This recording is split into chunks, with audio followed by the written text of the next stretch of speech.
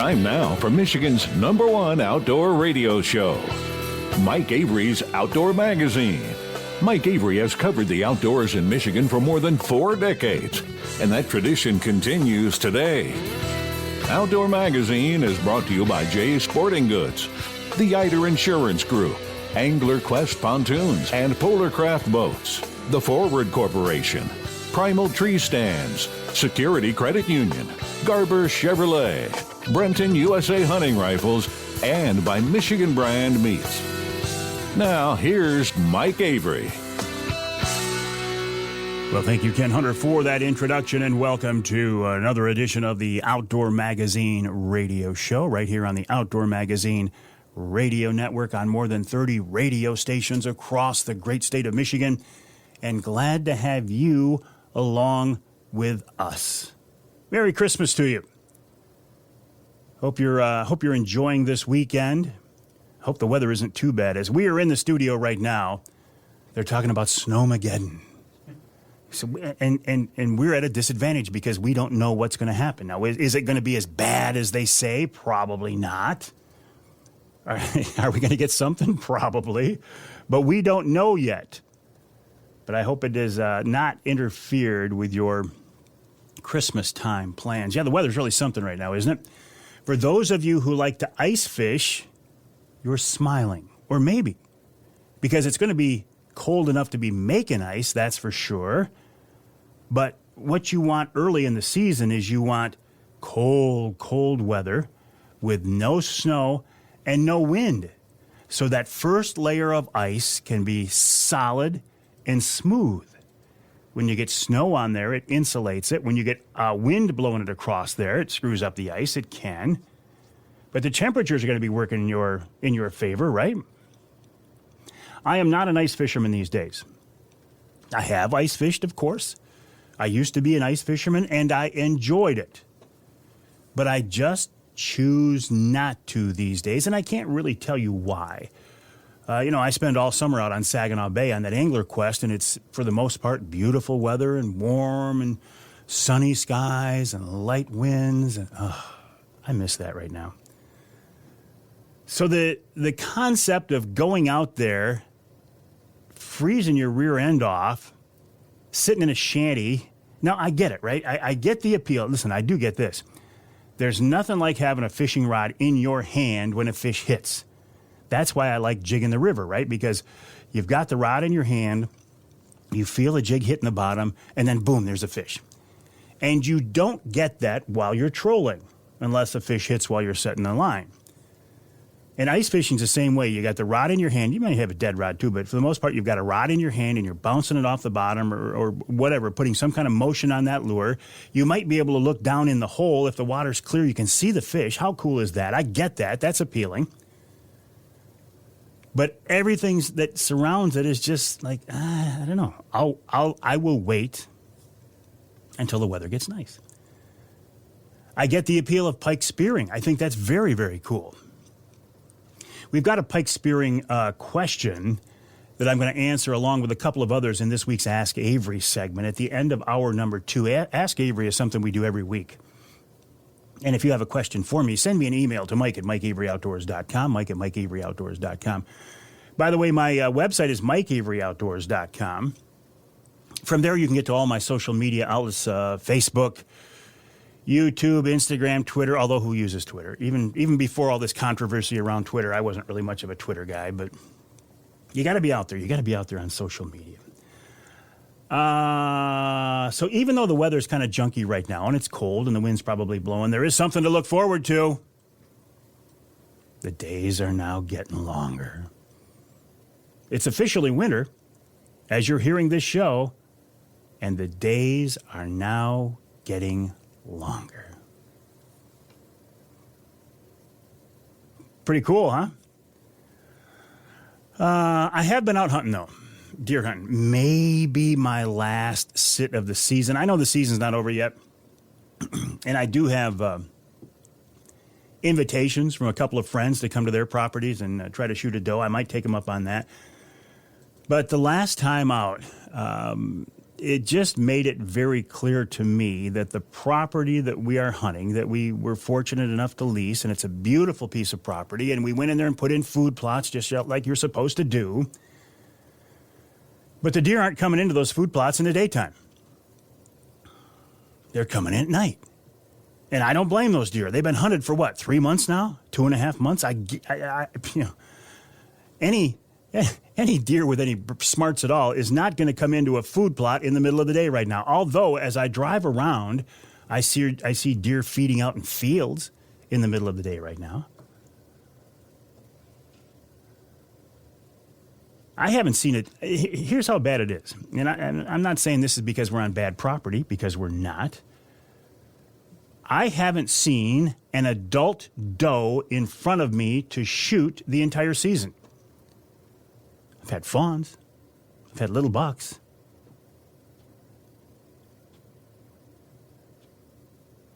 It gets me thinking, if the DNR really wants hunters to shoot more deer, I think they need to bring back baiting in the Lower Peninsula. I know. We can't do that because of the fear of CWD. Well, I'm no biologist, but I see deer feeding nose to nose in our trail cameras in the food plots in the middle of the night. I see them feeding nose to nose under apple trees. So I don't buy into that. If they truly want us to shoot deer, then let baiting come back. And I realize you can kill deer without bait. I know that. I've done it. Good hunters do it all the time. But what about for the rest of us? The thing about a food plot, and they encourage us to put in food plots. Well, we did. The thing about a food plot is that food is there all the time, which is good for the deer. It's good for them nutritionally. But the deer know they can come in there in the middle of the night and feed. There's no reason for them to come in there in the daytime. If you were able to go out in the morning or midday and throw a couple gallons of corn on the ground, it wouldn't take very long for those deer to realize, we've got to come in the daytime if we want to get that corn. If you want to increase the harvest of deer in Michigan, which I believe the DNR does, that's why they've liberalized the seasons, the gun seasons, added the late doe season, allowed people to use centerfire rifles during muzzleloader season in parts of the state. Then bring baiting back, put a 2-gallon limit or whatever it is. That's just my observation. That's just what I have seen. Look, you're listening, you're going, Avery, you're an idiot. Avery, you're not a very good hunter. I don't know about the idiot part, but I will readily accept the fact I'm not a very good hunter. Because a lot of you are out there, you're killing big bucks, you're killing multiple does, and you're not over bait. Okay. It's just a tool. Let us work with as many tools as we can, as long as it doesn't have a negative impact on the health of the herd, and I just don't see how baiting can or does. I think there's something more. I haven't figured it out yet. I don't know what it is. I don't know why. I don't know why. But I may or may not get back out again, and the next time I'll be out hunting at this point, it'll be in springtime turkey season, and then a springtime bear hunt in Ontario. I'm already looking forward to both of those. What else? Oh, we're planning tentatively another Wednesday Night live event where you can join us and come out and have some fun. The last one we did was a couple of weeks ago at Oscar and Joey's Roadhouse, Dixie Dave's restaurant. It was a huge success. We used to do these on a regular basis every quarter. Then COVID came along, shut everything down, and we've had a kind of a slow start bringing them back, but I think it's time to bring them back. Our next event will likely be in March at the Lumberjack Restaurant, the Forward Corporation Lumberjack Restaurant in West Branch. You've got some time. You don't have to book it now because we don't even know the date for sure, but sometime in March at the Lumberjack Restaurant in West Branch. In the meantime, we continue on with our Wednesday Night Live franchise, our Wednesday Night Live programming. Every Wednesday night at 7 o'clock, we will do that. Well, you'll have a chance to win a Michigan brand ham right on through the first of the year. You can join me on Facebook, on YouTube, on Twitter, on LinkedIn. Haven't figured out a way to do it live on Instagram yet. I could use a second device. I could put up a separate camera or something, but it makes it a little tougher. So I would encourage you to join us for that. Again, a Pure Michigan Hunt. Don't forget about that if you want to try to win the Pure Michigan Hunt. 3 winners will be chosen. I will be one of them. You've still got 2 more chances. Michigan.gov/DNR. And finally, I said Merry Christmas to you. I want to reiterate that. Merry Christmas. Not happy winter solstice, not happy holidays, Merry Christmas. I realize that we need to have Santa Claus, and we need to have Christmas trees, and we need to have elves, and we need to have Rudolph, because it's all part of it for the kids. That's part of the celebration. But I'm asking you to remember and keep in mind that Christmas is more than that. The real reason for Christmas, in my opinion, as a man of faith, is the birth of a Savior. The world's not an easy place these days, is it? Couldn't we all use a little saving these days? My faith helps me get through life and helps me get through every day. And my faith is based on 2 things, Christmas and Easter. The birth of a Savior and the death and the resurrection of that Savior. I would ask you, amid and amongst all this Christmas hoopla and holiday and tension and everything, keep that in mind. Remember the real reason for Christmas. And I think life will go a little more smoothly for you. We'll take a break. When we come back, who's on the rundown? I don't know, but somebody's joining us right here in Outdoor Magazine.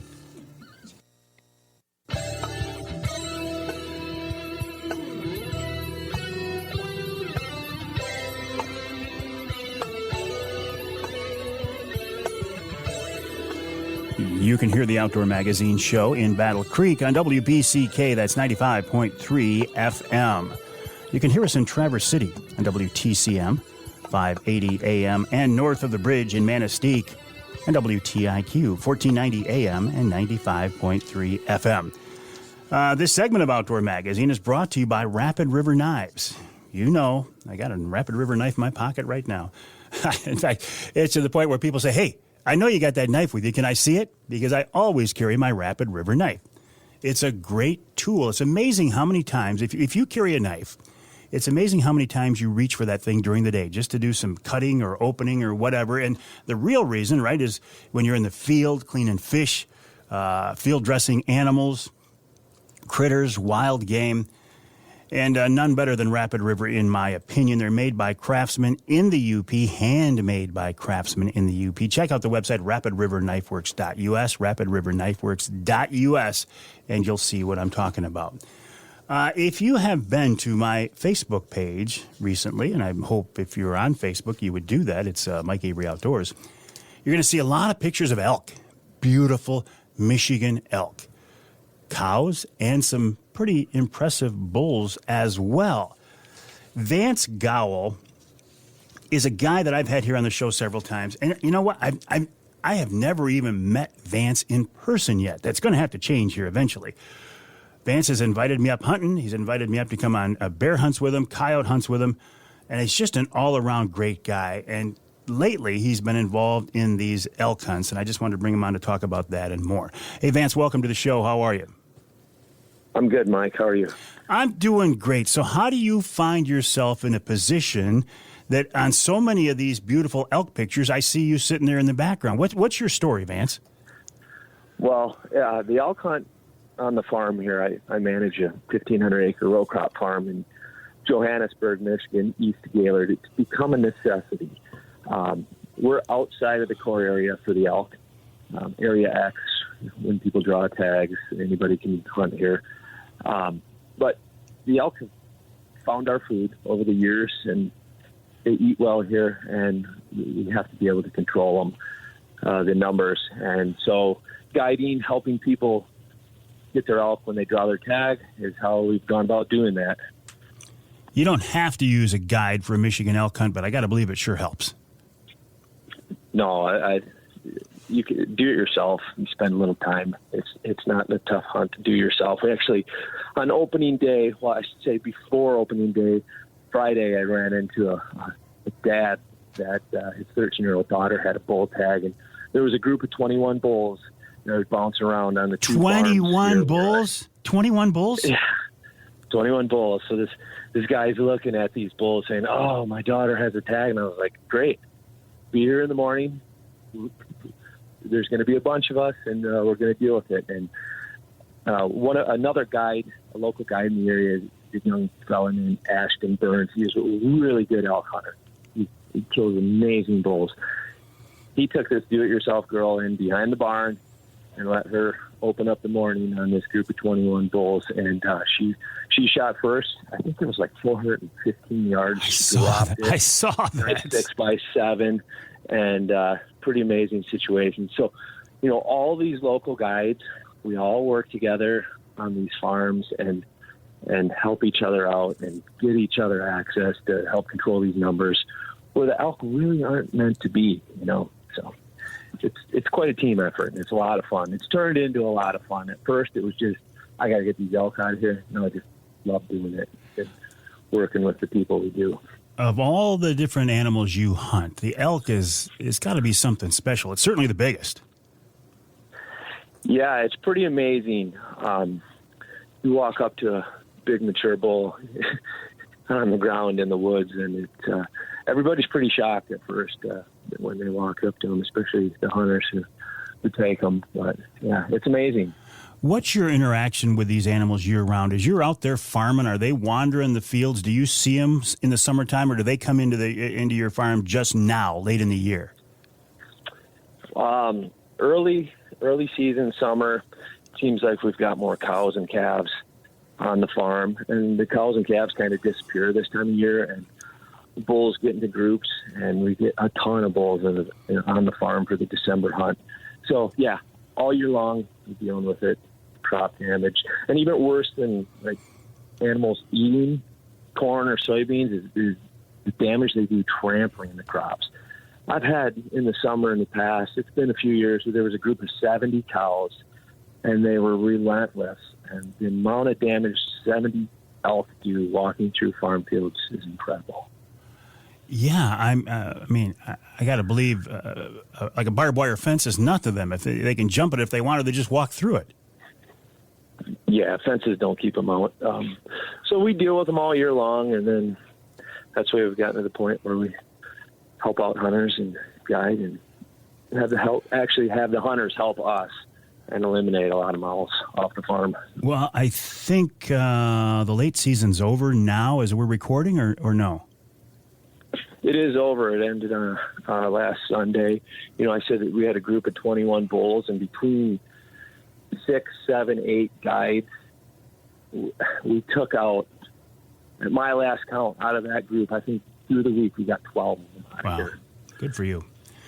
So and now, all good, high-quality bulls. 6x6, 6x7. There was a 7x8. A lot of really nice bulls. Nice.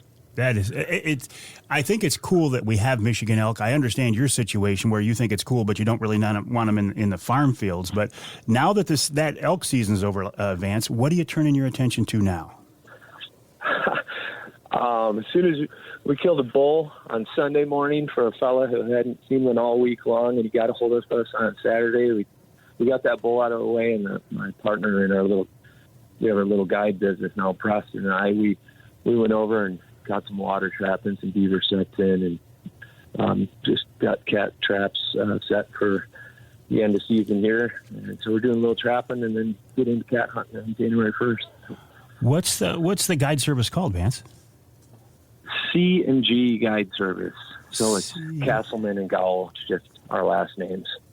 Where do we find you? You guys got a website, or we find you on Facebook? No, I do have a Facebook page now, C&G Guide Service. And you can see a lot of pictures there. And the other guides, that we work with here on the farm, their names are on there as well. Ah, excellent. So what do you offer? I talked about, you run bear dogs, you run coyotes. So what will you be doing that obviously not bear this winter? Will you be running coyote trips and cat trips too? No. I'm just doing elk. The cats and bears, we just do with friends, and I haven't wanted to get into that yet. So we're just concentrating on the 2 elk seasons, the early and the late season for the guiding stuff. Why the reluctance to get into guiding other things? Is it just is it because the elk is so special, or there's other people doing the bears and coyotes, or what, Vance? I don't want the bears and cats to become a job. That's basically what it comes down to. It's just fun going with people you know. And as far as bears and cats, I don't want to take a bunch of them. We like to release a lot of bears and cats and run them again in the future. Gotcha. Elk, that's a different story. I don't want to leave them. I want people to be successful and get them off the farm. On your bobcat hunts, then, are you running dogs? Yeah, dogs. Yeah. So when you head out in the morning, like on a coyote hunt versus a bobcat hunt, do you know when you leave that day what you're targeting? Do you go into different areas? Yeah, no, I don't even run coyotes with dogs. I just do cats and just go out and look for cat tracks every morning. But I run baits and got some good access to some large private hunting clubs, so I can run cat baits, and with cameras, you know what you've got. If those aren't active, we just go find a track crossing some state land road in the swamp and turn the dogs loose on it. I guess I didn't remember that you're not running dogs on coyotes. Do you run the same dogs on bears and bobcats? Yep, same ones. Always have. Yep. And so is the habitat, the terrain, about the same for those two? Do you find them in the thick stuff for the most part? Yeah, all cats and the bears are in the same areas. Absolutely. We're going to hunt the same state land, same private land for both of them. And you guys had a pretty good deer season, too, the Gawel family, didn't you? I did. Slow for the rest of us. I mean, it was slow in general. I got lucky and killed a nice 9-point that out of my wife's blind. She was sick and couldn't get up. And I felt kind of bad as soon as I pulled the trigger, but it happened, and she's over it. And I guess she did kill a nice 8-point in archery season with a crossbow, so she didn't go empty-handed. But I think I remember a couple pictures of some smiling little girls over deer, too. Yeah, that was the best part of the year. My 5-year-old killed a little spike-horn.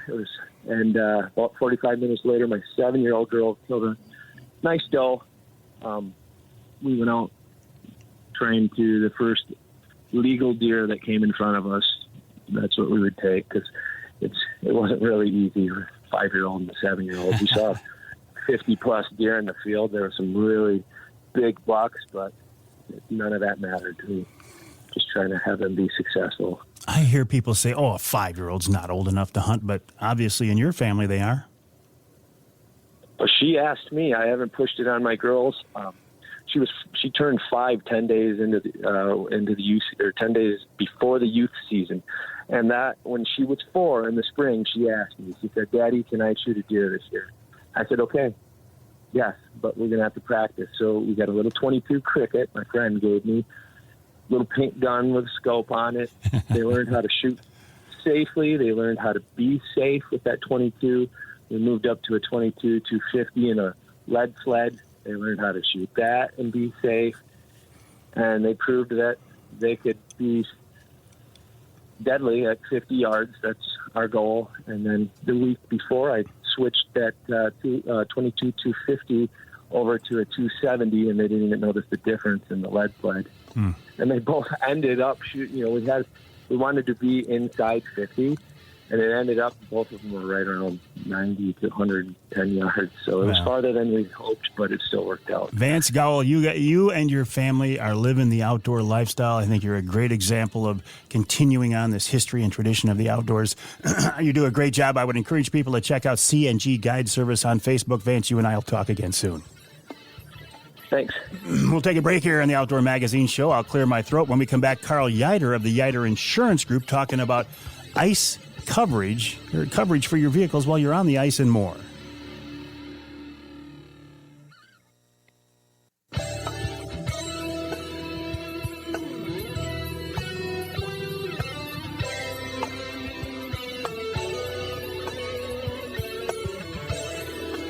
You can hear the Outdoor Magazine show in Caro on WKYO 1360 AM and WIDL 92.1 FM. You can hear us in Lansing on WILS 1320 AM, and you can hear us north of the bridge in the Sioux on News Talk 1400 WKNW. This segment of Outdoor Magazine is brought to you by MUCC's On the Ground program. OTG is a program to improve habitat for fish and wildlife across the state. For details, check out the Michigan United Conservation Club's website. It's mucc.org. That's mucc.org. A reminder, use the promo code Mike, all caps MIKE, and save 25% for signing up to become an MUCC member for the first time. While you are online, please check out my website, MikeAveryOutdoors.com. And then head over to Ieuter.com. And Ieuter is I-E-U-T-E-R. I-E-U-T-E-R. Ieuter is the last name of the Ieuter family, the folks that I go to when I have questions about insurance. In fact, they're the people I go to insure my business needs and my personal needs as well. I love working with these folks. They are outdoors men and women, and they really can relate to what we have going on. Karl Ieuter is one of the folks behind Ieuter Insurance these days. He's on the end of the Outdoor Magazine phone line. Karl, welcome back. How are you? Good. Thank you. How are you today? I'm doing great. Always a pleasure. How is your fall going, Karl? Any luck, any adventures in hunting or fishing? Not too much. I'm looking forward more to the snow that should be coming so I can get up there and go start doing some snowmobiling. There you go. Ice fishing. So. Ice fishing, yeah. Well, listen, with the temps we've got coming, we're going to be making ice. Let's talk about, first of all, insuring all of these toys and gear that we have. Why, Karl? And how do we do that? Isn't this all included under our homeowners anyway? Most likely, there's a lot that could be covered under it, but it's better to talk with your agent and check. But things like snowmobiles, anything licensed, ATVs need to be scheduled separately on your insurance to have coverage, golf carts, etc. So and then a lot of people probably put their snowmobiles away for the summer, and now it's wintertime. Make sure you don't forget to go put out full coverage on those. So in case anything happens, you're covered. But you definitely need to make sure that your toys and guns and snowmobiles, ATVs are all insured properly on your policy. Because that stuff can add up. I mean, I opened my gun safe the other day and looked in there. I don't even want to think of how much money is in there. Do I need to tell you what guns specifically I have and serial numbers and all that stuff? I mean, people get a little hinky about giving out that kind of information these days, Karl. Right. Well, yeah, unfortunately, the insurance company is going to need to know, the value and the serial number and things like that. Because insurance policies are very limited on theft of guns. So, most of them usually give you maybe $1,500. So I know a lot of hunters out there, sportsmen, have a lot more than $1,500. So it's best to do a schedule on your insurance policy. And it's not very expensive to schedule your guns, so get a list to your agent. He can get you how much it is, and even though a lot of hunters will tell me we keep them in the safe all year, but when you take them up to deer camp and you have a bunch of them, and something were to happen, you could potentially be out a lot of money if you don't have them properly scheduled on your insurance. And when you insure something like that, do I use the cost that I paid for it, or do I use the replacement cost, what it's worth today? It would be what it would be to replace it today, so the same type gun that you have. Okay, and here's a big question I always hear, and I ask you this every year. There's a line of thinking out there that when you go out on the ice, that is with your snowmobile, ATV, or if you park your truck out on the ice, that your insurance automatically becomes void. What's the truth there, Karl? Yeah, that's a big myth I hear all the time, but as long as you have full coverage on your car and you don't do it intentionally, you are covered with 99% of insurance policies. Every policy I know will cover you for that. Well, what do you mean you don't do it intentionally? Because I might intentionally drive my truck out on Saginaw Bay just to park it to get my snow machine out. So I intentionally did that. Am I not covered then? No, you're covered that. I was kind of making a joke if you intentionally are trying to get rid of your car and take it out on thin ice. They don't look kindly upon getting rid of a car by driving on thin ice. I got you. What about if you do sink your truck or your snowmobile or quad? The recovery of that, is that covered? Yeah, there is limited recovery for that. So policies have different limits for it. So, I mean, it's best to make sure the ice is safe before you go out there. Sure. But most policies will give you a little bit of towing, but to try to recover it. But if you're way out there and your front tires go through, or you're at the bottom of the lake, you may not be fully covered to recover the vehicle or the snowmobile. It sounds to me, Karl, like the best thing is to get in touch with your insurance agent ahead of time, talk these things through, have a plan so you know where everybody stands. Right, yes. You definitely want to sit down. I mean, your insurance agent should be your friend, and, just tell them exactly what you have. And, no one wants a surprise, so talk before anything happens and tell them what toys you have, guns, etc., and make sure you get it properly covered on your insurance policy. Great advice from Karl Ieuter of the Ieuter Insurance Group, Ieuter.com, IEUTER.com. Karl, you guys are the best out there, in my opinion. I appreciate working with you, and we'll talk again. Or not. All right, Ben Nielsen from Showspan coming up. It's hard to believe that season is just around the corner, but it is. We'll talk with Ben about that and more. And coming up in hour number 2, we'll stay on this ice fishing theme with Jake Romanack of Fishing 411 and also DNR biologist Jeff Jolley. That's all coming up. That and more here on Outdoor Magazine.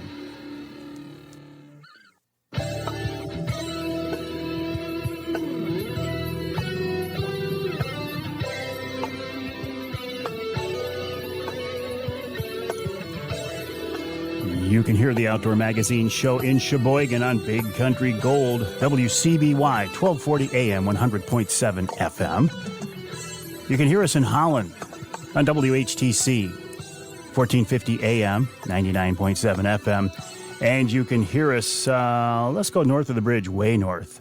Iron Mountain, WMIQ, 1450 AM. This segment of Outdoor Magazine is brought to you by Boning Archery. Michigan-based Boning has been a leader in the archery industry since 1946, and they continue to innovate today, come up with new products, new manufacturing processes for target archers and bow hunters. Check them out online at boning.com. That's B-O-H-N-I-N-G, boning.com. Well, it's hard to believe, but the show season is just around the corner. I mean, just around the corner. And by show season, I mean these big, wonderful outdoor shows where we all get a chance to come together and talk about fishing and boating. And there's no better folks that do these shows than the Showspan people. Ben Nielsen is one of the guys responsible for bringing us these shows. And Ben, it is just around the corner now, isn't it? It absolutely is. I've been ramping up all fall, and it's hard to believe it's coming up this fast, but I couldn't be more excited for it. And what's the first show on the calendar? So the Ultimate Fishing Show at Suburban Collection Showplace.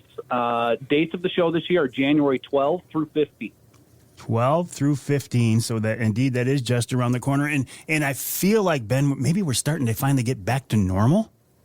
There's no doubt. There is no doubt. If my phone calls and exhibitor sales are any indication of that, we definitely are. The show did happen last year. There's no doubt that it, wasn't up to its normal amount. We were happy to have it, and it was a great show. But this year, again, more and more exhibitors have signed up. Last year we had issues with the border to Ontario being closed. That's opened back up now, so my outfitters can come back to the show this year. Lots of positive things like that are happening, and the show's looking really good. Wonderful. What can we look forward to? What can we expect? Well, this show's all fishing, right? So, our big thing at this is having some of the best guys in the industry at this show for you to talk to, hear seminars from, learn, obviously about all the different types of fishing, whether it's bass fishing, walleye fishing. Everybody's going to be there. So it really is a show that's just immersed in fishing. Fishing seminars, yet dealers and retailers, too. And I know from past years there's some pretty good deals to be had at these things. Well, there absolutely is. Frank's Great Outdoors does a wonderful job at the show. We have, the ice fishing extravaganza and a shanty truckload sale. The timing of this show still being early enough in January where we're, really thinking about ice fishing. A lot of years it hasn't even quite started yet because we don't have safe ice in southern Michigan. Northern Michigan's usually going. But, there's some great deals to be had on ice fishing products and great deals to be had on really any fishing product. From a lot of the different retailers that we're going to have there. So whether it's, the latest bass fishing thing that you're looking for or some walleye trolling lures, salmon fishing stuff, fly fishing stuff, it's all at the show. Boats at this show, Ben, or does that come later in the season? No, absolutely. We have boats here. So, this show, we concentrate heavily on our fishing boats. We've got a bunch of dealers back again with, all the latest and greatest new model fishing boats that are out there. In that realm right now, inventory is starting to look a little bit better. That's been a big problem over the last couple of years is getting inventory. They're starting to get boats back in. So there's product available again, which was so hard for the last couple of years. And, there's some good rebate offers that are out there. There's incentives to buy the boat in the wintertime. And it's still a really good idea if you are thinking about a new fishing boat, for opening day of walleye season. Now's a good time to buy it to ensure that you're going to have that boat come opening day. Oh, yeah, that's what I hear from all my friends in that part of the industry. Do not wait. If you're looking at a new boat, don't wait to pull the trigger. Do it. If you find a boat at a show that'll suit your needs, grab it. There's no doubt about that. And your prices are really good right now, too. We all follow things right now. Interest rates only go up, right? It doesn't seem like they ever go down. So, now's a great time to buy. You talked about these big names in the industry. Who can we expect to see doing seminars? Well, I would start, kind of right at the top in the bass fishing realm. Hard to say there's anybody better on the planet than Kevin Van Dam. And Kevin will be at the show again this year. He's going to be there on Thursday, opening day of the show. And then, I would say, one of his good buddies, also a huge name in the industry, Mark Zona. He'll be at the show again this year, too. Mark will be there on Sunday. And we've got a lot of local bass fishing guys, too, whether we talk about Jerry Gossinick or Joe Thomas, Wayne Carpenter, a lot of your local experts. And then if we hop into the walleye side of things, Mark Martin's going to be there. Mark Romanack's going to be there. Lance Valentine's going to be there. And then, we hop into a lot of the other areas, too. I got a lot of the local experts because, one nice thing, and Kevin and Mark are local. I kind of call them local guys. But, when you look at, hearing somebody give a seminar, it's really helpful if that person's actually fished the body of water that you might be interested in. Sure. So what works really well is to bring in some of the really good local guides, charter captains, local guys that can really speak to the waters in our state. Website for details and how do we get tickets, all that good stuff, Ben? Yes, absolutely. So you can go to showspan.com or ultimatefishingshow.com. There are advance tickets available. And all latest breaking news, Ultimate Sports Show Tour is our Facebook page, and everything will be available there. Wonderful. I'm so excited to get things back rolling again. I'm sure you are as well. We'll talk again, Ben. Appreciate your time. Merry Christmas to you, and have a good show season. We'll talk again. Absolutely. Merry Christmas to you, Mike. All right, we'll take a break here for the top of the hour. When we come back, Jake Romanack. Speaking of Mark Romanack, Jake will be at the show as well. We'll talk to him about ice fishing and more. Jeff Jolley, DNR Fisheries Biologist, and this week's Ask Avery segment coming up in Hour 2 of Outdoor Magazine.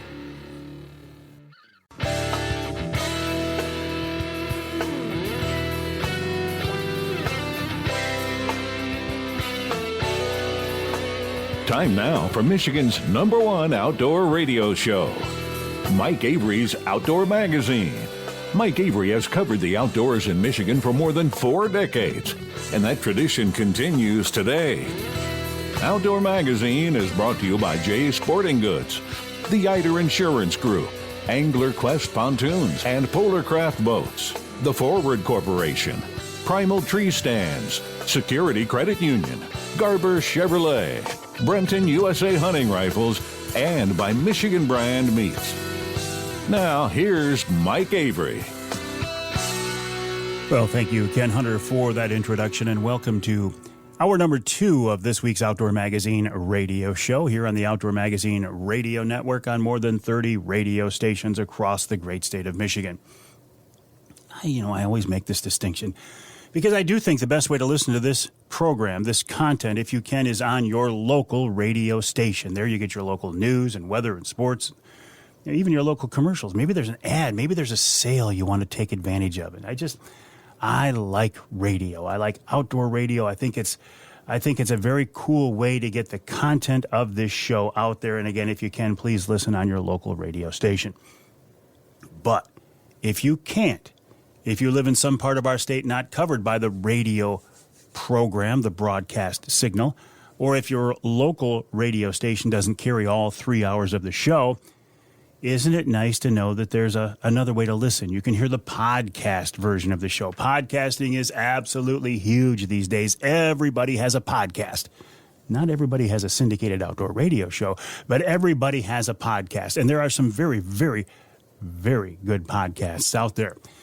So I have had a podcast version of the Outdoor Magazine radio show available, 10 years, 15 years. I mean, as long as podcasting has been around, there has been a podcast version of the Outdoor Magazine radio show. You can hear it on my website, MikeAveryOutdoors.com. It's on my Facebook page.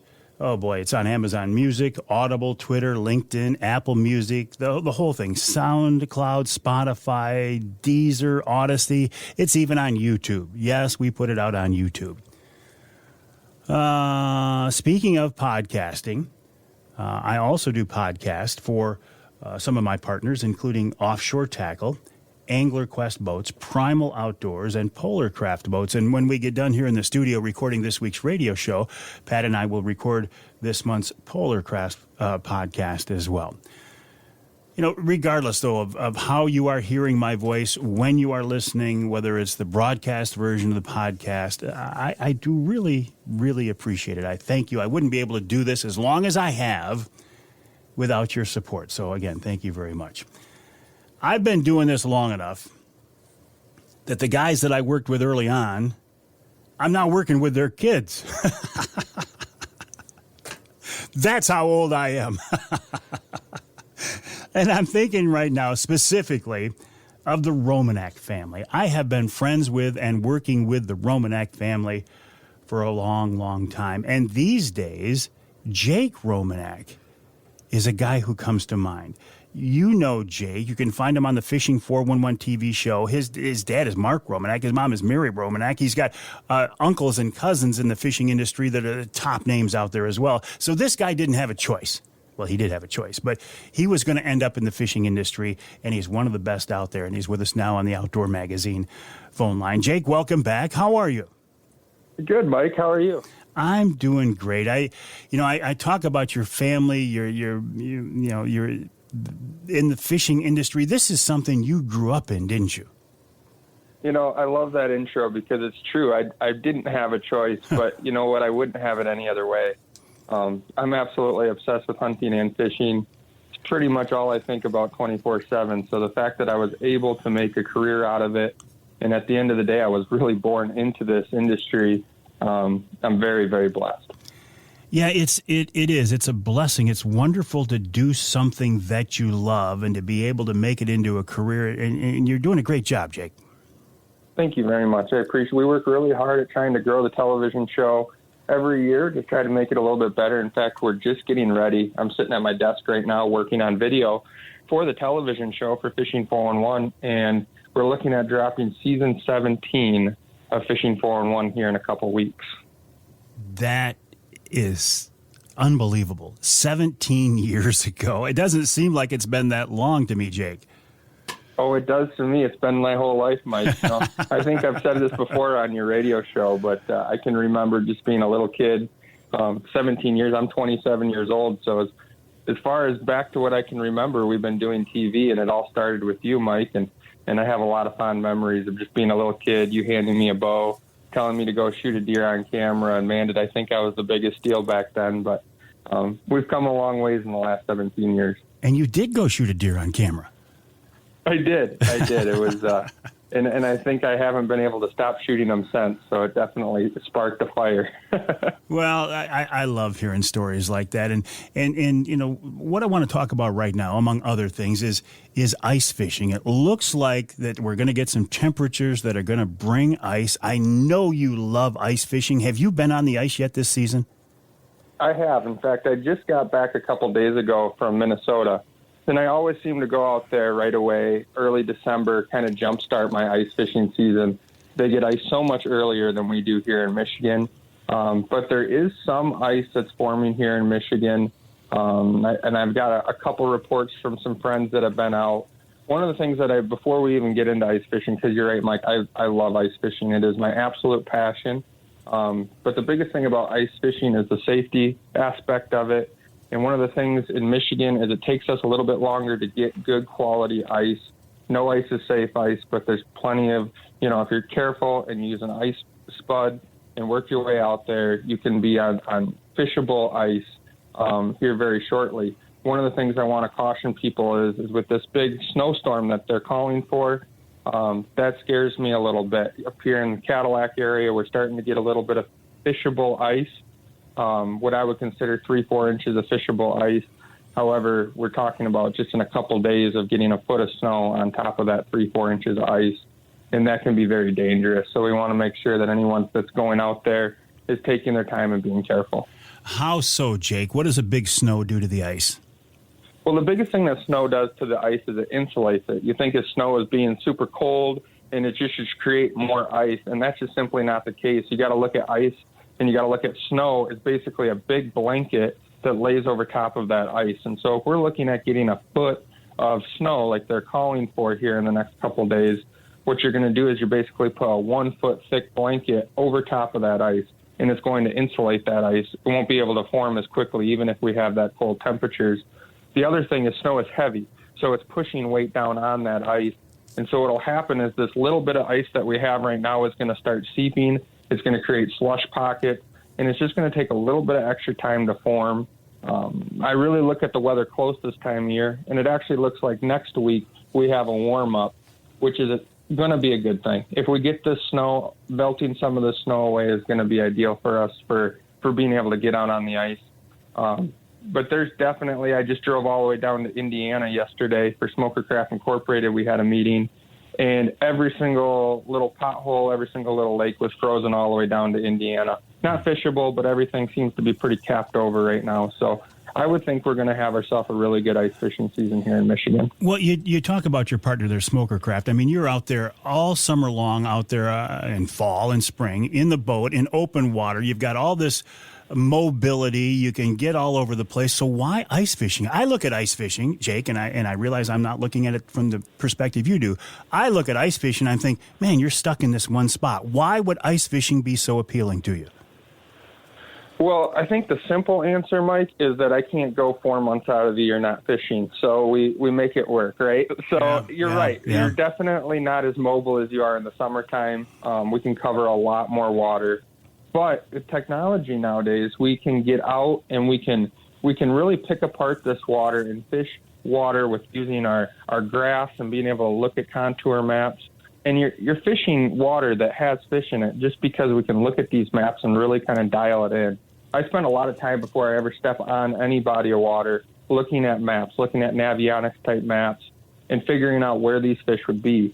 When it comes to bluegills are, for the most part, they're basin type fish, right? So in the wintertime, I'm looking for those deeper holes in these inland lakes. That's where I'm going to focus my time. The other thing is the technology that keeps advancing, like live sonar. Forward-facing sonar has made ice fishing a lot easier.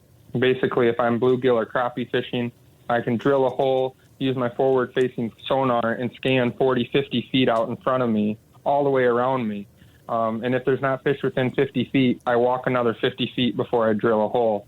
So I'm drilling a lot less holes and covering way more water. Wow. The fish don't stand a chance anymore. Well, they still got a bite, and that's what kind of keeps Mother Nature keeps everything even, right? At the end of the day, this live sonar is helping us find fish, but some days they're just in a mood where they don't want to bite, and that's good because we probably would catch them all if they were hungry every single day.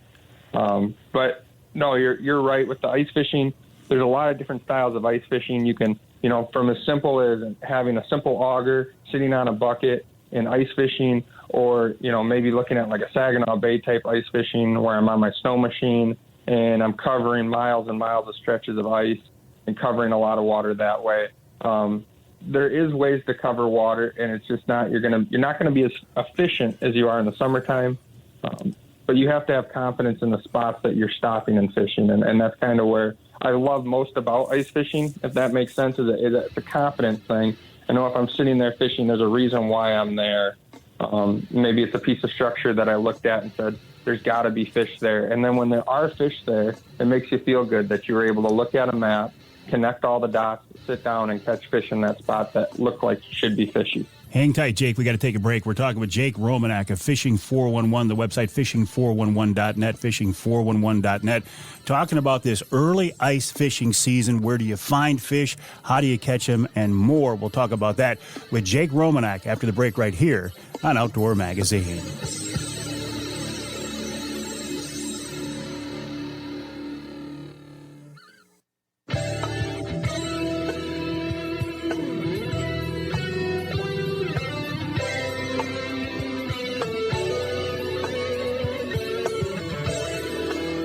You can hear the Outdoor Magazine show in Flint on Sports Extra 1330 WTRX. You can hear us in Houghton Lake on 98.5 WUPS.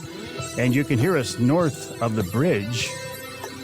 Let's go to Escanaba, WCHT 600 AM, 95.3 FM. This segment of Outdoor Magazine is brought to you by the Linwood Beach Marina and Campground. Linwood Beach can be your year-round Saginaw Bay fishing destination and your Mid-Michigan Tracker and Angler Quest headquarters. You know I love that. Check them out online at linwoodbeachmarina.com. That's linwoodbeachmarina.com.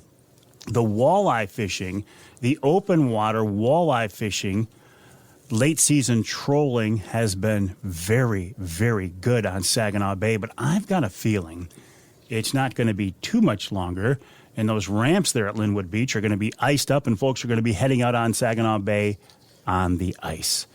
Jake Romanack is a hardcore ice fisherman. You can learn more about Jake at his social media outlets, the website fishing411.net, fishing411.net. Jake, I guess a good place to start for this part of the conversation at least is, where do you find these fish in the early ice fishing season? Are they going to be right where they were, say, example, on Saginaw Bay? Are they going to be where we were trolling just a few days ago? Are you going to find them there Absolutely. when the ice forms?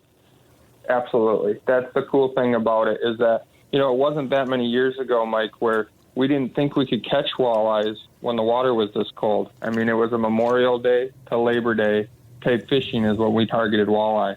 And now, just like you said, the fishing this fall and even into right now has just been incredible. My wife and I went out on the bay just a couple days ago and caught a pile of fish and had a great time. And the cool thing about it is, for the guys that are out there right now in their boats, I've saved those waypoints because I have full intentions that as soon as this ice cap's over and we can get out there with machines, those are the first places that I'm heading. What happens is these fish will pile into the mouth of the river like they're doing right now because there's a lot of bait at the mouth of the river, and they're there to do one thing, and that's eat. And so it concentrates a lot of fish in a small area. And as soon as it freezes over, in fact, yesterday I saw some pictures of the bay starting to freeze over. It won't be long, and it will start freezing over. Those fish aren't going anywhere. They're going to be right in those general areas. So that's a really good starting point for guys to get out on this first ice, especially if you've already been on the water here this fall. Some of those areas that you caught those fish this fall, make sure you go back and pull those waypoints because there's going to be fish there come first ice. Do you approach big water ice fishing like on Lake Erie or Saginaw Bay? Do you approach that differently than you would a small inland lake? Absolutely. And the biggest reason I do on, we'll say for Saginaw Bay, for instance, because I spend a lot of time ice fishing Saginaw Bay, one of the biggest downfalls to Saginaw Bay is that there's very little structure in the entire bay, whether you're talking about the west side of the bay or the east side of the bay. Now, the east side of the bay has a little bit more structure, but for the most part, we're talking about big, giant flats, and these fish just roam all over it. If I'm fishing an inland lake, for the most part, I'm thinking structure, whether that's weed structure or drop-offs that's what tends to concentrate fish in inland lakes, walleyes in inland lakes. That's not what you're going to find when you show up to Saginaw Bay. So I see it a lot. When I'm out there, I'll see guys, what they're doing is the hole hopping, right? They're jumping around from spot to spot. And a lot of times what will happen on Saginaw Bay is you're zigging when the fish are zagging, and you're never going to actually sit down on a pot of fish when it comes to Saginaw Bay. What I like to do is I like to pick a spot, drill a hole, and fish that spot for 1 hour. If I'm not marking fish and seeing fish within that hour, then I move. And when I move, I don't make a 100-yard move. I normally make a half a mile, 3/4 of a mile move, and then set down again. Because what I'm looking for is a school of fish. And then what happens is when that school of fish will come in, that's when you need to get even, and that's why you need to kind of sit there and fish that spot out for a while to see if there's anything in that area. Basically capitalizing on that bite when it happens, because you might sit and see just a couple fish, but it might be hours of nothing, and then all of a sudden you catch 7, 8, 9, 10 fish in a very short amount of time. And that's pretty much what Saginaw Bay is known for. All right, so if you'll sit on a spot on, say, Saginaw Bay for an hour, take that inland, how long will you fish a hole on an inland lake before you move? I drop that to about a half hour because those fish are more concentrated on an inland body of water. So if I pull up to a little piece of structure and a point and I sit there for 25 minutes to a half hour and I haven't marked anything, then I move on and I go to another spot. But my moves might be considerably shorter on an inland body of water because I'm fishing structure. So I might set up in, let's say, 12 feet of water on an inland body of water, fish that for 25 to 30 minutes and not see anything. I might slide up shallower or I might slide up deeper. That might only be 30, 40 feet depending on the piece of structure that I'm fishing. So those moves could be a lot smaller than what you would see on like a Saginaw Bay. And are you usually fishing on the bottom, or are you sometimes ice fishing suspended fish, or does that depend on the day and your electronics, what you're seeing? You know, for the most part with walleyes, the fish are going to be located somewhere near the bottom. That doesn't mean that they're necessarily right tight to bottom, but what I like to do is I like to, after I drill a hole, I like to look at what the water clarity looks like on that particular body of water. If the water's a little bit dirtier, then I tend to fish a lot closer to bottom. Basically bounce the bait right off the bottom or be really close to that bottom. Places like Saginaw Bay are really clear. And so what I like to do is actually fish 5-6 feet above the bottom. And what that does is you have to understand walleyes are sight feeders and their eyes are on the top of their head. So they're always looking up. So even if those fish are near bottom, they're still looking up. And by fishing higher up off bottom, you're calling fish in from a further distance. They can see that bait further away. If you keep it tight to bottom and a fish is 30, 40 feet away, they can't see down, and so they might not even be able to see your bait. So I like to keep my bait up high in the water column, and then if they come in low, then I can drop that bait back down to them. But keeping everything up off the bottom kind of calls those fish in from a further distance. Is there a role for good old-fashioned tip-ups these days, or is that a tactic that's just obsolete nowadays? Absolutely not. On places like Saginaw Bay, I don't have a lot of use for tip-ups on fisheries like Saginaw Bay. And the reason for that is, again, I'm not looking at making a 30-foot move to try to get on these fish. I'm looking at trying to find a big school of fish over a giant area. Now, when I'm talking about inland bodies of water, I utilize tip-ups still pretty much every day. One of the nice things about Michigan is we can fish 3 lines. And so sometimes I'll use a tip-up as just kind of an indicator of maybe there's fish over here or there's fish over there. For instance, I'll set up maybe that 12 feet of water like we talked about, but I'll set a tip-up up in 8 feet of water. If I start getting a flag up in 8 feet of water and start catching fish, that's telling me that those fish are up shallower and I need to move my shelter up shallower. Or maybe I'll do the opposite and put it deeper. But I'll use those tip-ups to try to help spread out and figure out where those fish are. The reason I don't use one in Saginaw Bay as much is because what I find is that fishing a dead stick inside your shelter and jigging is about all one guy can handle. What will end up happening if you fish a tip-up, you'll end up getting a flag and you'll run out there and you're trying to catch that fish on that tip-up. Meanwhile, there's fish that are inside your shelter that you could have caught at that time. So again, just trying to be more efficient. I can catch a fish faster with a rod and reel than I can with a tip-up. I can get set back down faster with a rod and reel than I can with a tip-up. So I tend to just fish 2 rods on Saginaw Bay. One is a dead stick presentation, jig and a minnow just about a foot up off bottom, and I don't touch it. I let that just sit there. and then I use a jigging rod in my other hand, and then that's the one that I like to keep 3, 4, 5, 6 feet up off bottom with something like a jigging spoon, give a little bit of flash, and kind of call those fish in from a distance. Whether it's Saginaw Bay or an inland lake, when I look at your social media posts, I mean, you've got it dialed in. You look like you're very comfortable. You talk about your shelters, your shacks, your shanties. I mean, these things today are warm and comfortable. Your electronics are top notch. I mean, if somebody's serious about ice fishing these days, you can put a lot of money into it, but you can really dial things in, can't you?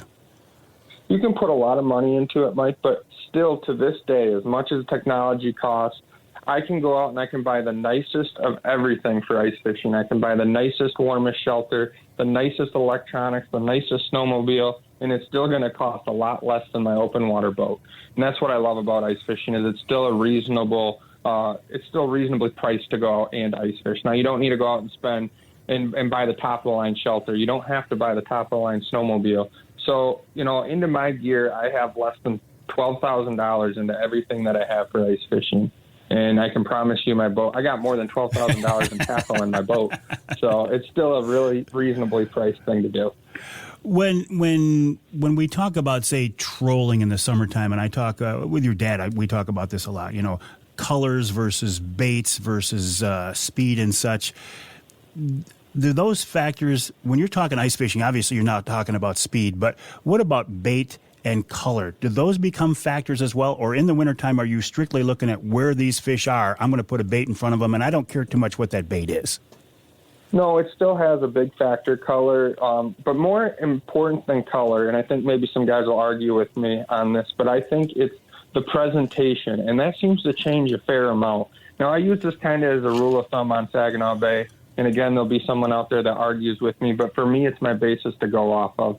And what I normally do on Saginaw Bay is if I'm fishing 15 feet of water or shallower, I tend to use a lot of like jigging, swimming style lures, like a jigging wrap or a shiver minnow, more of a glide type bait.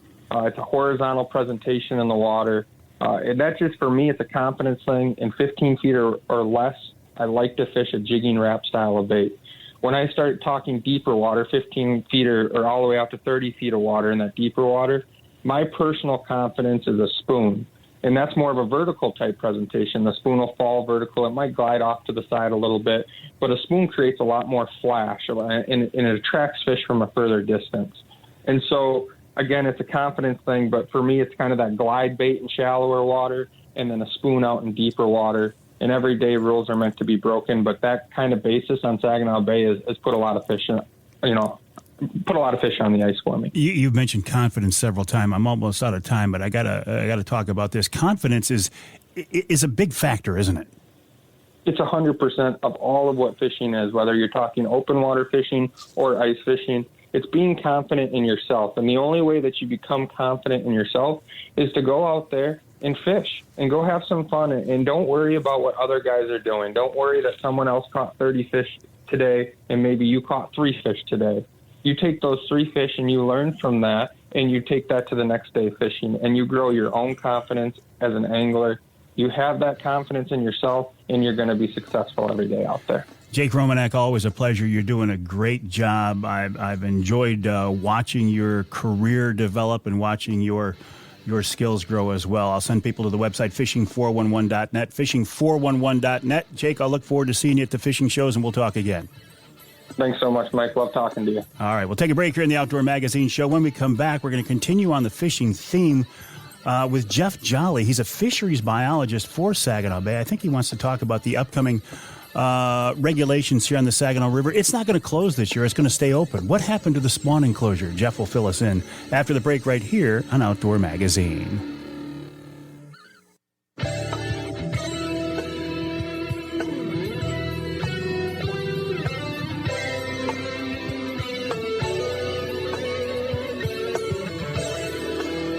You can hear the Outdoor Magazine Show in Houghton Lake on the Twister 92.1 WTWS.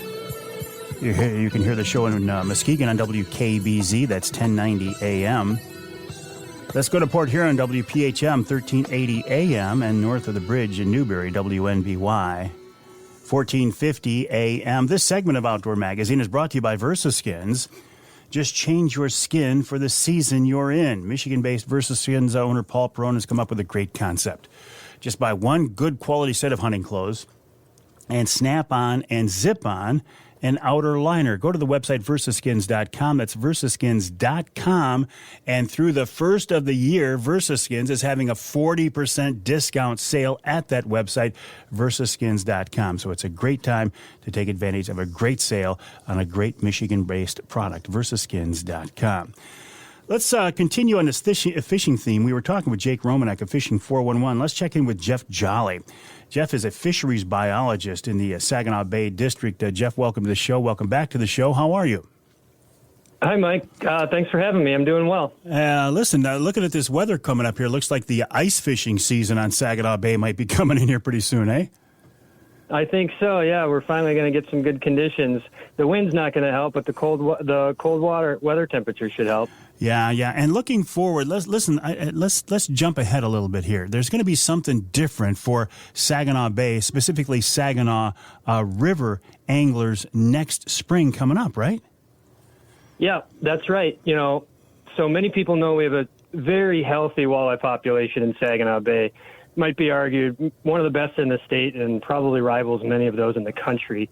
And, typically in the spring, the walleye season in the Saginaw River has followed the inland seasons. That is, the fishery closes from March 16th to the Friday before the last Saturday in April. So starting next year, essentially right now in 2023, that walleye fishery will remain open in the Saginaw River year-round. And specifically, it's covering that stretch from the bay where the Saginaw River meets Saginaw Bay all the way upstream to the Center Street Bridge in Saginaw. And the regulations will be the same as those in the bay. So 8 fish daily possession limit, 13-inch minimum size. Now, I thought in the past that the river was closed under the heading of a spawning closure to protect those fish. Am I wrong in that, Jeff, or has something changed, or was I looking at it from the wrong perspective? Well, there's sort of a couple different ways to look at that. We do have sections that are completely closed, and those are closed for spawning purposes. So those are what we call spawning closures, and in those reaches, no fishing of any type is allowed during that time period. And that would be, for example, the more well-known spawning location for walleye around here is that stretch of the river below Dow Dam on the Tittabawassee. So that remains closed for spawning. The Saginaw River, down there on the lower end, it kind of serves as an estuary in a sense, and there's plenty of people that fish year-round in the river, and there's always fish in there. So there's some amount of fish that sort of use that normally. And during that time that you mentioned, the spring, there'll be more fish in the river because some of them are getting ready to head upstream toward their spawning locations, but we're definitely not allowing fishing on top of spawning fish. This could really be a tremendous chance for anglers. I'm thinking of the Detroit River, Jeff, how it's open year round, and the fishing pressure and the amount of interest it brings to that fishery. I wonder, could we see that on the Saginaw River this spring? Yeah, I mean, that's the big question. Time will tell. We all know what the Detroit River looks like when at that time of year, and how much bigger it is. Also, Saginaw River is a little bit smaller, and I predict we're going to get a mixture of both because we know that time of year there's going to be plenty of days where it's unfishable. There's going to be weather conditions or rain events. It'll be muddy, blowing fast, maybe ice flows where you just can't get on. But then you're going to have those perfect days. And I think those are the days we're going to see a lot of interest. And we'll be out there watching what happens. We'll have creel clerks out there interviewing anglers. So we're sort of curious to see how it'll roll out this year. So opening up that stretch of the Saginaw River to 8 fish per day, 13-inch size limit, just like Saginaw Bay, is this all part of the overall picture, Jeff, to knock down the population of the bay to get it to a more manageable level where the number of fish aren't having a negative impact on the forage base? Well, I might reframe that a little bit. First of all, like I mentioned, the walleye population is very healthy. And that's a good thing. We have a lot of fish out there. That's a good problem to have, and people, are loving that fishery. A little bit of a drawback is there's, walleye are predatory fish, and They especially like to eat little perch, so that they kind of keep some pressure on the perch population, which hasn't been as great as it once was in this neck of the woods. But, this is also all of our monitoring shows a strong population that keeps producing strong year classes. And, we listen to the citizens, and this is a new opportunity to allow more people on the river at a time of the year where there's a lot of fish. And, opportunity. You don't need big boats to get out on the bay. You don't need to hire charters. Yeah. You can use little craft. You can fish from shore, et cetera, and really get access to the fishery. Well, I think you're going to make a lot of people happy with this, Jeff, and I myself will certainly take advantage of that resource come up next spring. I appreciate you bringing us up to speed on that, and we'll check in again as it gets closer. All right. Sounds great. Thank you. All right. Jeff Jolley of the Michigan DNR, the website michigan.gov/DNR, michigan.gov/DNR. A lot of great fishing opportunities for Michigan anglers. Listen, we live, in my opinion, in one of the best states in the country for anglers. We've got so many different species. We got so many different great fisheries, world-class fisheries. I'm glad to be living here. We'll take a break. When we come back, this week's Ask Avery question. It's a twofer and more, and one of those questions, at least, is a fishing-related question. More after the break right here on Outdoor Magazine.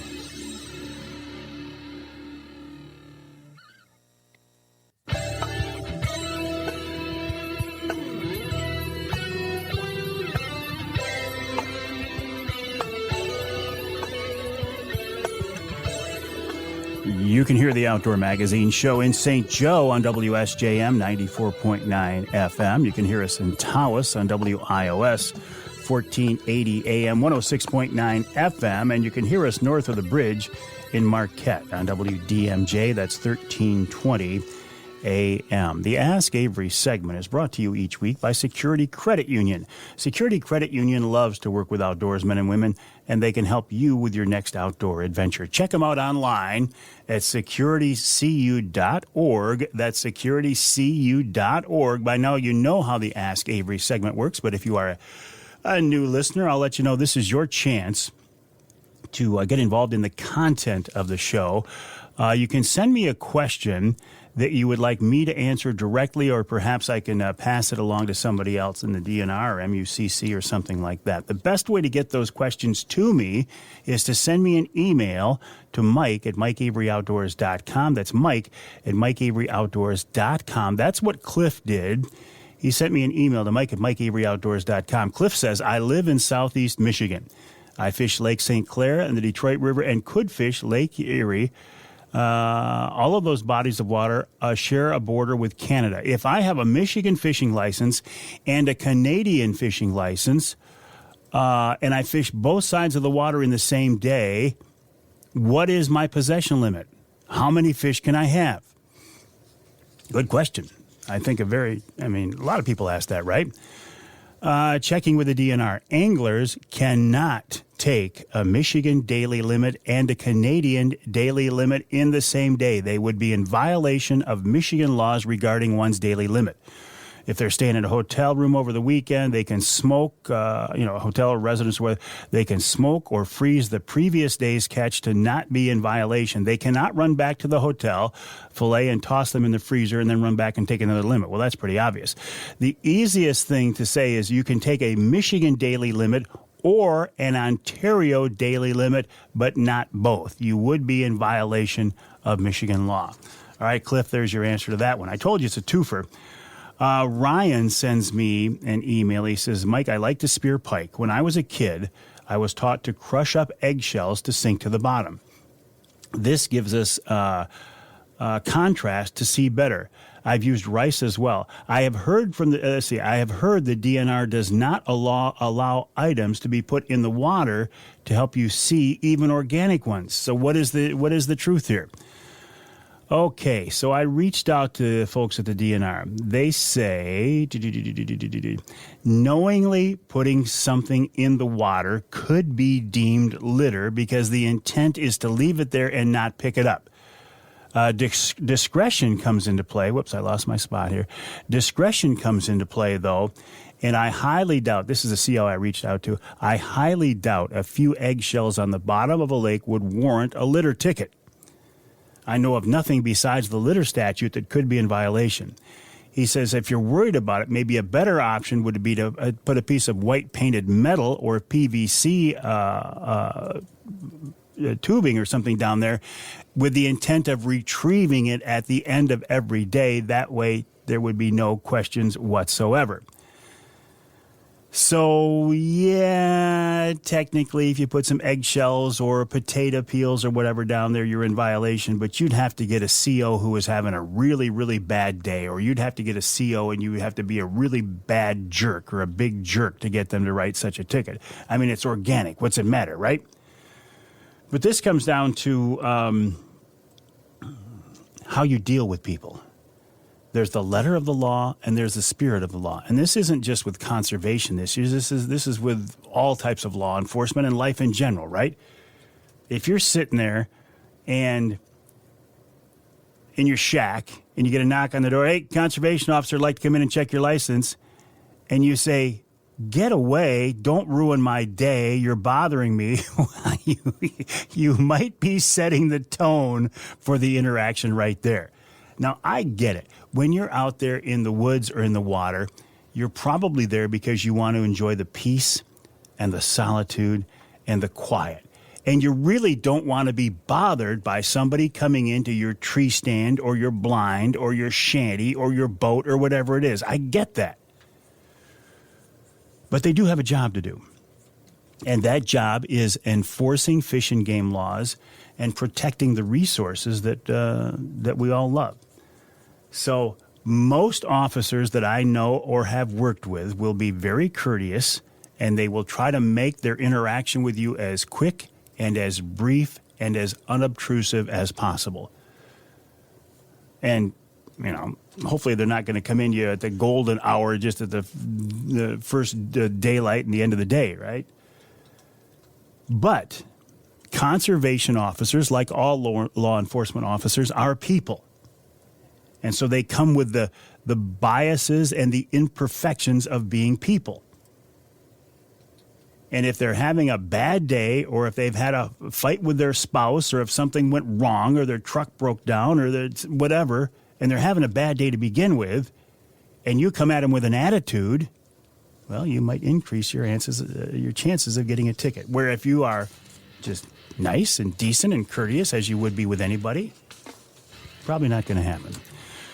Appreciate the folks at Security Credit Union for making each week's Ask Avery segment possible. Check them out online at securitycu.org. That's securitycu.org. Thank you to Ryan Lapham, and thank you to Cliff Moran for this week's Ask Avery segments. If you have a question, send me an email to Mike at MikeAveryOutdoors.com. That's Mike at MikeAveryOutdoors.com. We'll take a break for the top of the hour. When we come back, Tom Lounsbury and Dixie Dave in Hour 3 of this week's Outdoor Magazine.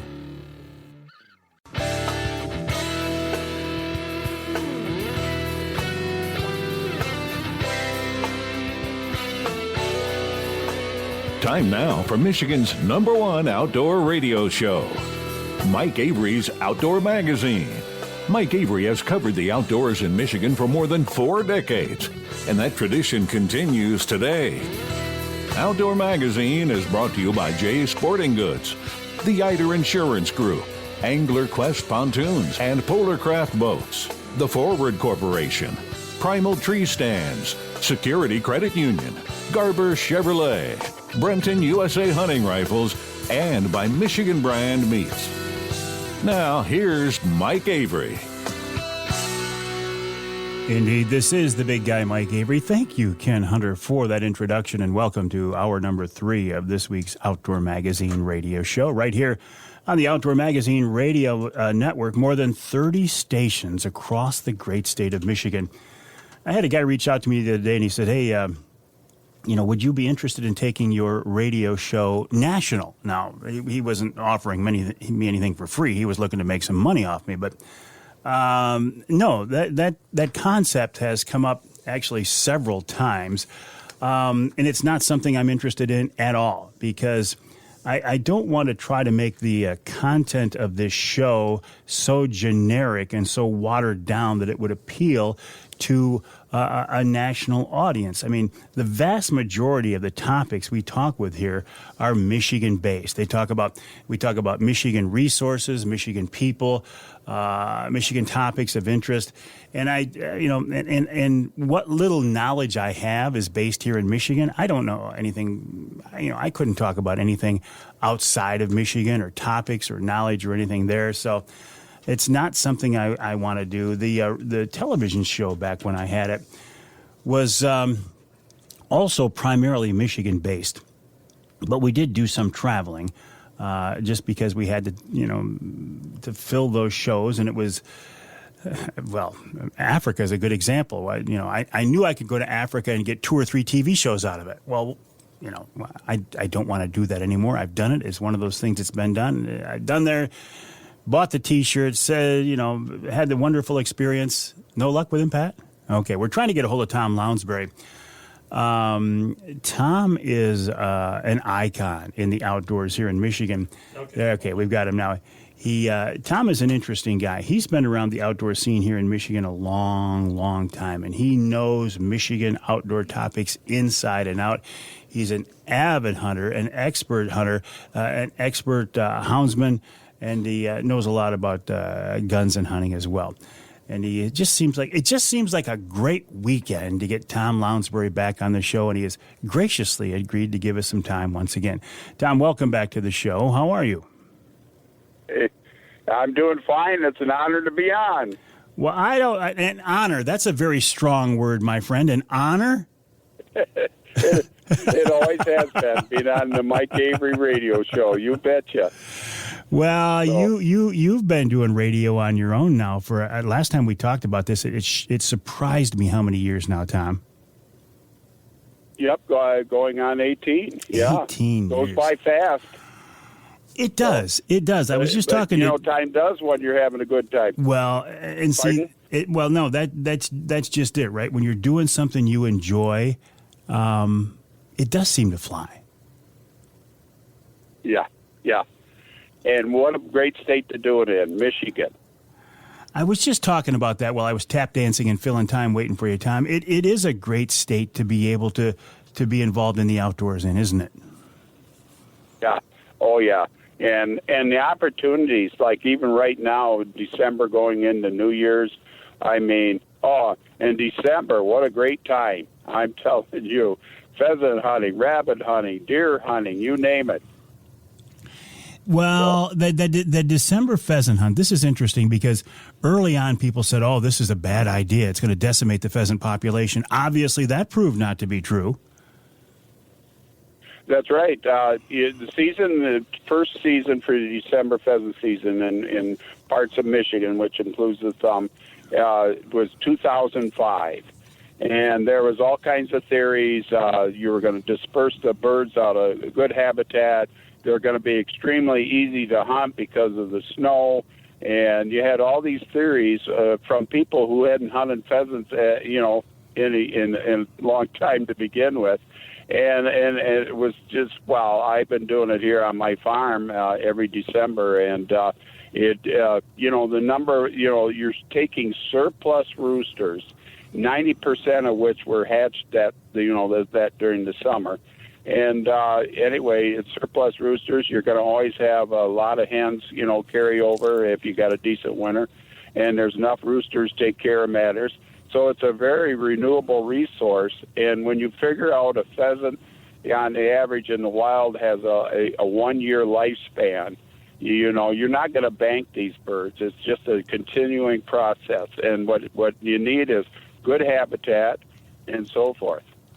Well, that's an interesting concept too. You're not going to, as you say, bank these animals like you would a whitetail or even a walleye that lives for several years. You got a critter that lives a year or two, and then they're gone, either from hunters or natural causes. Oh, yeah, absolutely. And weather is really hard on them. Now this year, I'm looking at one of the best years. Last year was good. This year is even better because the milder winter we had a great carryover of birds. And then that drought that was driving farmers nuts was actually ideal for nesting hens and rearing their chicks. And there was I haven't seen these birds this good, if they're in proper habitat, of course, in 30 years. Habitat. It always comes back to habitat when you talk about pheasants, doesn't it? Oh yeah.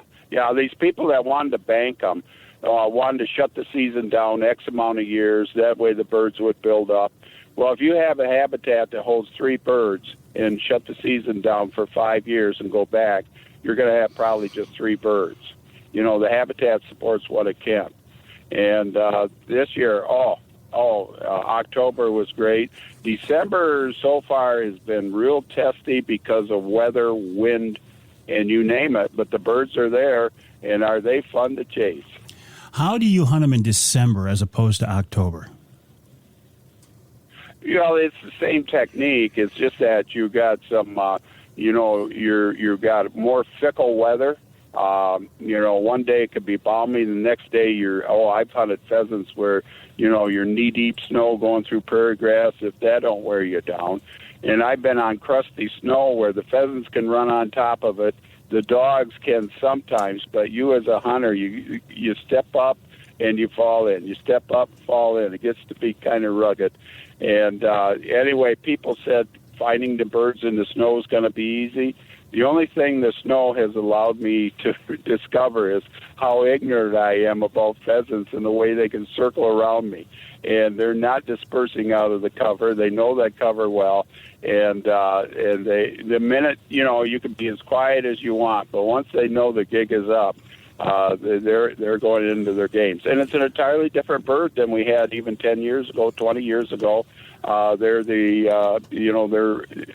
genetics, they're survivors. They're from the birds that didn't make mistakes, and they're really interesting and challenging to hunt.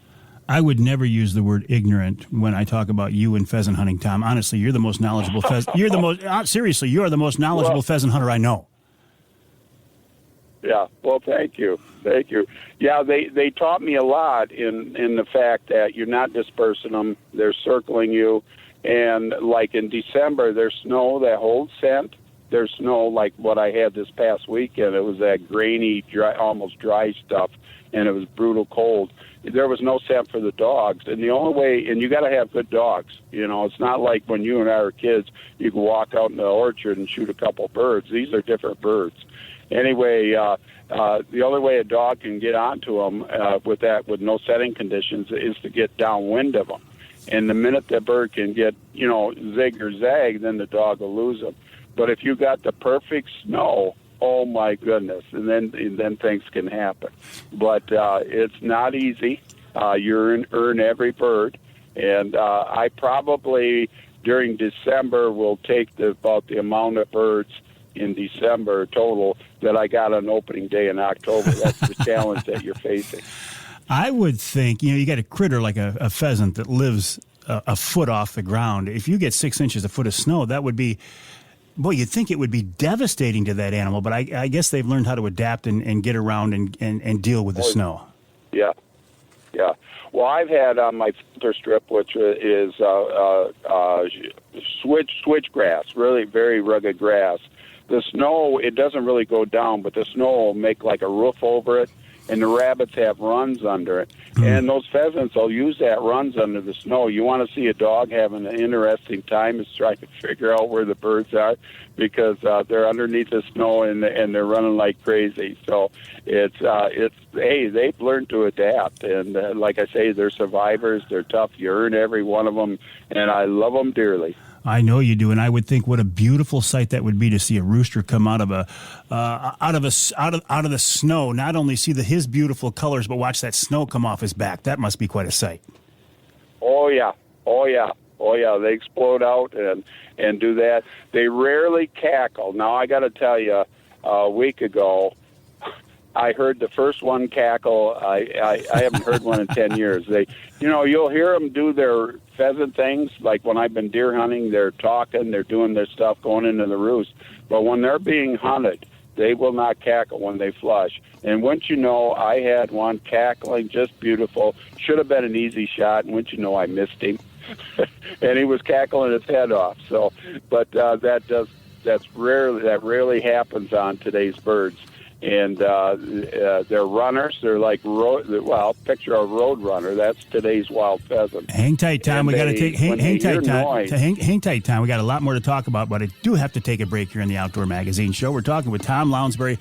I'd like you to send you to a website, TomLounsburyOutdoors.com, but there ain't no such thing. Tom does not like technology, but he does like hunting, and we'll talk about that after the break right here on Outdoor Magazine.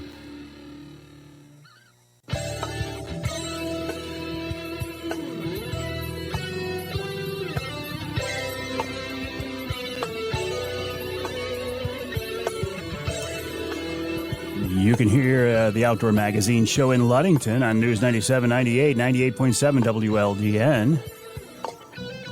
You can hear us in the Thumb, Sandusky, WMIC, 660 AM, 95.3 FM. And let's jump back over to the west side of the state. You can hear us in Manistee on WMLQ, 97.7 FM. This segment of Outdoor Magazine is brought to you by Ieuter Landscaping. Ieuter can take care of your lawn and property because it's your nature and our nurture. Let Ieuter create an outdoor getaway in your backyard.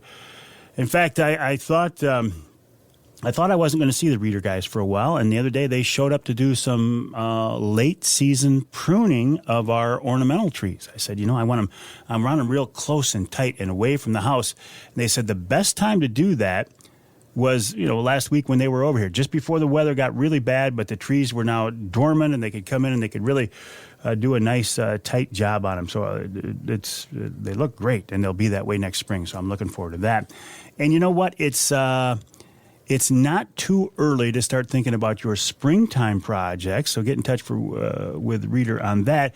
And what's in the forecast now? What are we dealing with? Snow. Ieuter also does snow removal. Check them out online at RiederLandscaping.com. That's RiederLandscaping.com. We're talking now with a friend of mine, Tom Lounsbury. Rambo. Rambo, we called him in his younger days. Are you still a Rambo, Tom? Oh, yeah, in my youth. What's that? Are you still a Rambo now, Tom? Well, to some people, but they're reflecting on my youth. Those days are kind of slowing down. Well, I don't know.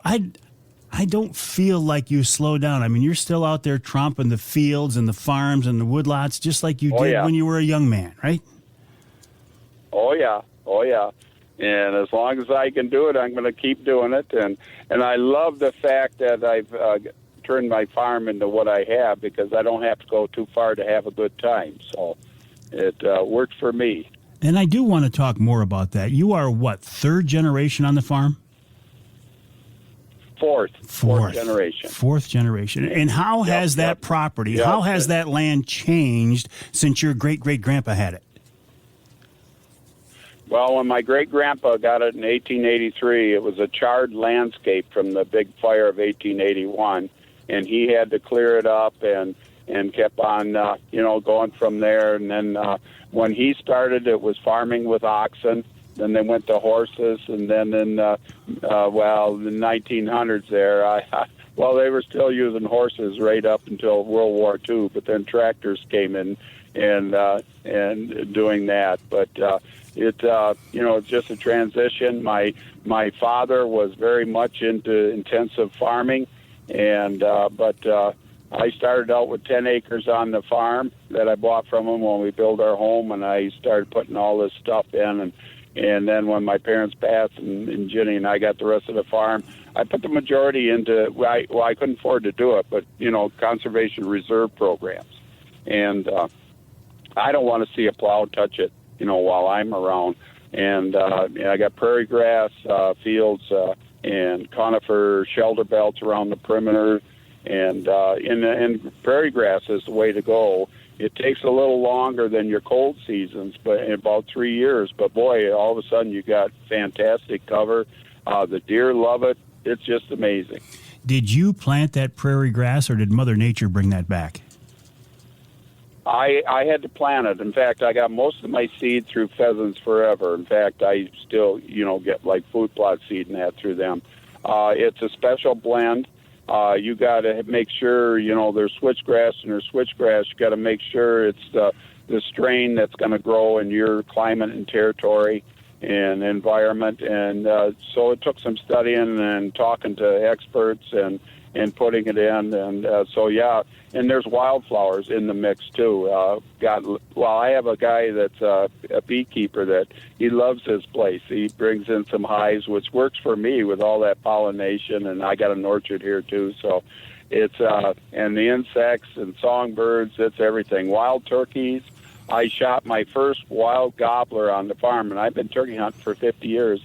I shot my first wild gobbler in May of 2021, and I just had him scored by commemorative bucks, and it turns out he's in the top 100. Oh, my goodness. How cool is that? Yeah. Oh, yeah, first gobbler and the biggest I ever got in 50 years. It works for me taking on the farm.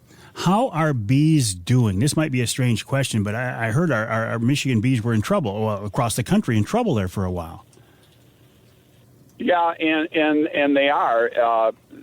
I know that beekeeper, the one I talked to, he thinks that it's some of the farm chemicals that are being used, and he says it's like the bees get Alzheimer's. They fly away and don't know where the hive is. They just all of a sudden vanish. And the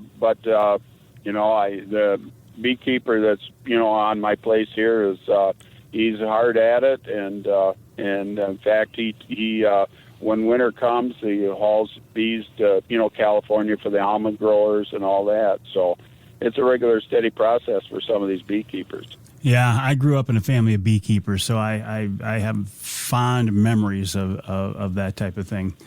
Also grew up in a family of hunters, and we spent all winter chasing bunnies, chasing cottontails. That season's coming up for you, Tom. Oh, we had our Christmas weekend here recently. Everybody's kind of, Christmas Day, we sometimes have the kids, but this time we had it a week early, and I do, well, you've been on my rabbit drives, and I call my habitat here Rabbitat. And I turn out the whole kennel. I'm a pooch. I go with the dogs, and I have my dogs trained. Doesn't matter if they're a bird dog or beagle. I got them trained to hold the line, and we move towards people in pinch points and standers. And sometimes I don't even see a rabbit, but I love hearing those shotguns go off. And it's a very productive way. I've had some Christmas days where I got tired of cleaning rabbits. Do your bird dogs somehow seem embarrassed when they have to go out there and chase rabbits with a beagle? Oh, they love it. They love it. In fact, the dogs seem to know when we're after rabbits and when we're after pheasants. I just lost my old beagle, but he knew when we were doing the rabbit thing, and he also knew when we were doing the pheasant thing. Really? Dogs are more perceptive than people give them credit. So what do you, were they... I mean, I wonder what clued him into that. Because your behavior would have been very similar getting ready for a pheasant hunt and a rabbit hunt. I wonder how the dogs knew that. You're taking them out, you're using them, and they realize what you're focusing on is what I'm thinking. And I like turning out the whole, I use my cur dogs, and, I used to use the beagle, Labrador, Brittany, I got a German short hair now. I like working flushing dogs with pointers on these wild birds because they don't hold long to a point. And you need, a flusher in there that's really throwing a chink in their armor. And a week ago I had 10 hunters and 6 dogs. And the dogs were Springer Spaniel, a Brittany, English Setter, a Labrador, and a couple short hairs. Wow. And, what a great time. So how do those bird dogs react on a rabbit hunt? Or are you talking pheasant hunting? No. When you use the bird dogs on rabbits, they know what you're doing. They flush them. They might even point them, but the rabbits ain't holding there long. They're off and running. So, my deal is control the dogs, hold them back. I don't want them running, right down on the deal. And I got a couple of squirrel dogs, cur dogs, for treeing squirrels and that. I use them for flushing pheasants and for running rabbits. So, I look at a hunting dog as a hunting dog, and I like them to be all around. And it's surprising bird dogs are, really good at, pushing rabbits and doing whatever. Will you hunt squirrels now right on through the winter? Yes, I wait until the first of the year. I don't want to be out with my dogs treeing something and somebody's out hunting deer and that. Typically, my squirrel dogs are from January into March and have a great time at it. I'm hoping to get some kids out. Small game hunting gets left behind a lot. Everybody's into deer hunting and all that, which I don't have a problem with. But I had kids here for a rabbit hunt, and I did a rabbit drive for them. Had a guy come in with his dogs, and we did the deal. And it was the first time any of those kids ever went rabbit hunting. And believe it or not, it was the first time any of their parents had been rabbit hunting. Yeah, we're missing a lot, and I'm as guilty of this as anybody. You concentrate on deer hunting and turkey hunting and bear hunting or whatever, and you forget about rabbits and squirrels, and that's how we started, and we shouldn't give that up. Oh, no, and what a lengthy season here in Michigan. Typically, squirrel and rabbit go from September 15th to March 31st, and you can pick and choose your days. And anyway, hey, winters wouldn't be the same for me without rabbit and squirrel hunting. Do you do any coyote hunting in the wintertime, Tom? Oh, yeah, I do calling. I love it. And I really am pleased with, it's since 2016, the DNR, the NRC changed things. And, you have been able to shoot from raised platforms, but they didn't want you doing it at night. Well, now you can. And now you can use centerfire rifles, on private land and that, .269 caliber and smaller. And they've allowed certain buckshots. Before, the biggest shot you could use after dark was, you could use any buckshot during daytime, but that was BB shot. And now they allow number 3 and number 4 buck. And in a 12 gauge, number 4 buck's my favorite. And then number 3 buck turns a 20 gauge into a darn good coyote and fox gun. Will we see you on the ice fishing this winter? I do on occasion, but I prefer inland lakes, and I like to go after panfish. Getting out on the big water and that, I know a lot of people that enjoy that, but I like being close to shore in the wintertime with ice. I've had issues. I'll never forget when I was on Saginaw Bay one time and a snowstorm came up, and it's a good thing I had compass because I had no idea where shore was. Yeah. It was a whiteout. Yeah. Well, I'm glad you made it back to shore. I'm glad you're here to talk with us this week, Tom. I wish you nothing but a lot of fun and adventures this winter, and I look forward to talking to you soon. I always enjoy it, Mike, and Merry Christmas and Happy New Year. Merry Christmas and Happy New Year to you, my friend. Tom Lounsbury here on the Outdoor Magazine Show, a guy who's just an all-around Michigan outdoorsman. He's been at it for years and years and years. We could take 3 hours. We could take the entire 3 hours, talk to Tom about his hunting adventures, and we would never be able to get it all in. We'll take a break here in the Outdoor Magazine Show. When we come back, a few more thoughts from me as we get ready to wrap up this week's show. And we will wrap up with wild game chef extraordinaire, soon to be retiring, Dixie Dave Minar, right here on Outdoor Magazine.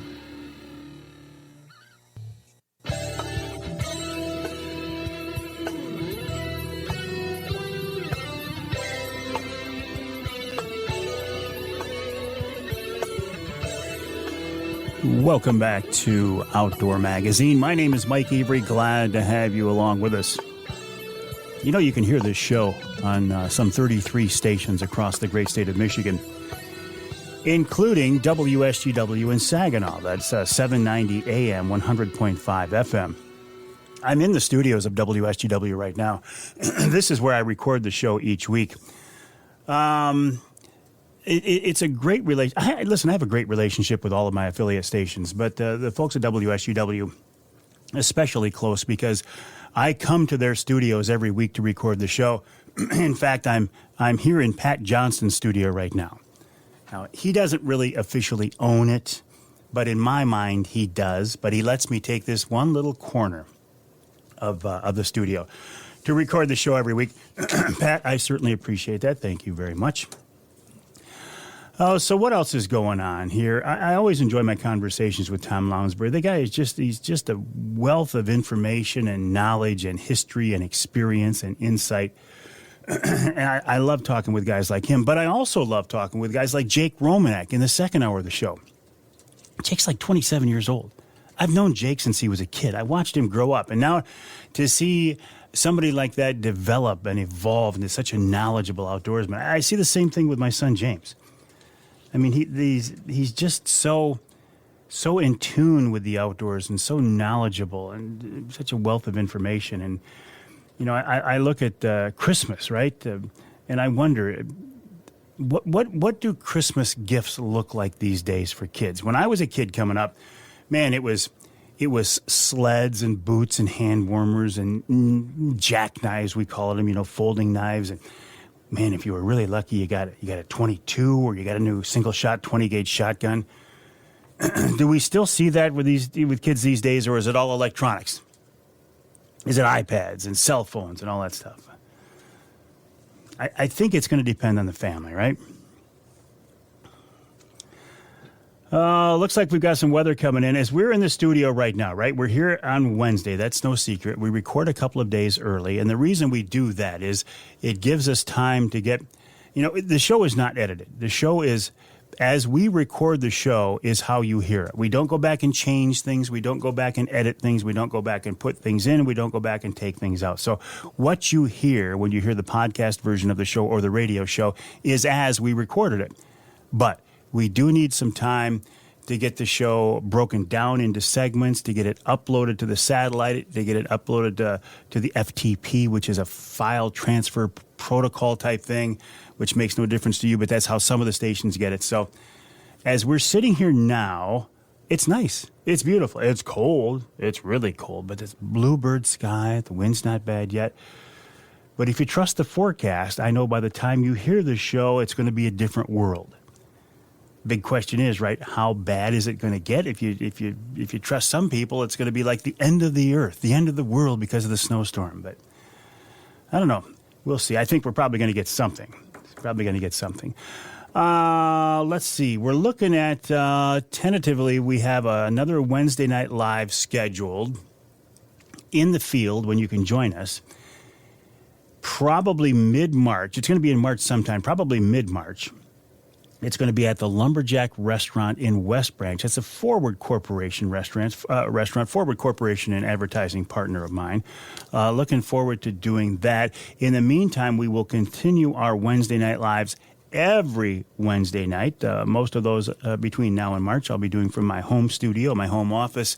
And through the first of the year, we will give away a Michigan brand ham for the holidays, courtesy of the good folks at Michigan Brand Meats. MichiganBrand.net is the website, MichiganBrand.net. I think I'm probably done hunting for the year, at least deer hunting. I mean, last time out it was just... we're not seeing any activity. We're not seeing any deer movement in the daytime at all. Yeah, they're coming into the food plots, but they're coming into the food plots in the middle of the night. You know, they keep saying, well, put in food plots. Well, food plots are great, right? They are great in the early part of the season, and they are good for the overall health of the deer, absolutely. But are they good for